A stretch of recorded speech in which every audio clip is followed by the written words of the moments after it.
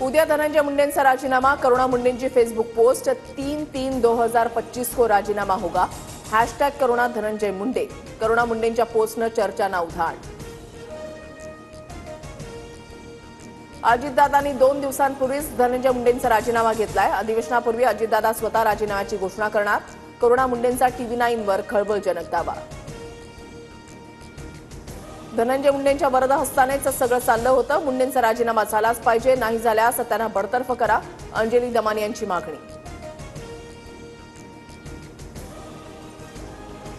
वाल्मिक कराड कैदेमध्ये असलेल्या बीड कारागृहातील सीसीटीव्ही बंद। जेलमधील महत्त्वाच्या ठिकाणांचे आणि बराकमधील कॅमेरे बंद। कारागृह अधीक्षकांच्या एका पत्रातून सबूत। कोणतीही कंपनी आपल्याला खंडणी देणार नाही। जो आडवा येईल त्याला आडवा करा। विष्णू साठे तुम्हाला मदत करेल। वाल्मिक कराडच्या सुदर्शन गुलेला सूचना। सीआयडीच्या आरोपपत्रामध्ये स्पष्ट उल्लेख।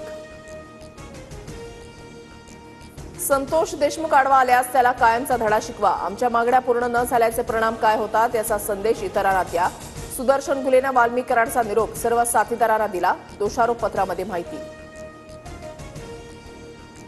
वाल्मिक कराड हाच देशमुख यांच्या हत्येचा मुख्य सूत्रधार। आरोपपत्रामध्ये स्पष्ट उल्लेख। मारहाणीचा पुरावा असणारा व्हिडिओही सीआयडीच्या हाती। पुणे अत्याचार प्रकरणामधील आरोपी दत्तात्रय गाडेची डीएनए चाचणी होणार। ससून रुग्णालयामध्ये गाडेची लैंगिक क्षमता चाचणी करण्यात आली।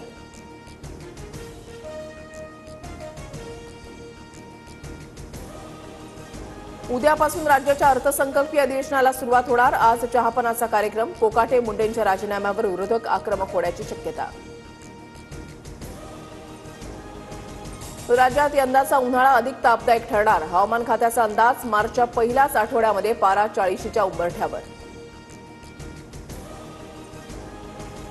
दिल्ली कॅपिटल्स WPL 2025 सीझनमध्ये प्लेऑफमध्ये पोहोचणारा पहिला संघ, तर आरसीबीचा सलग 4था पराभव।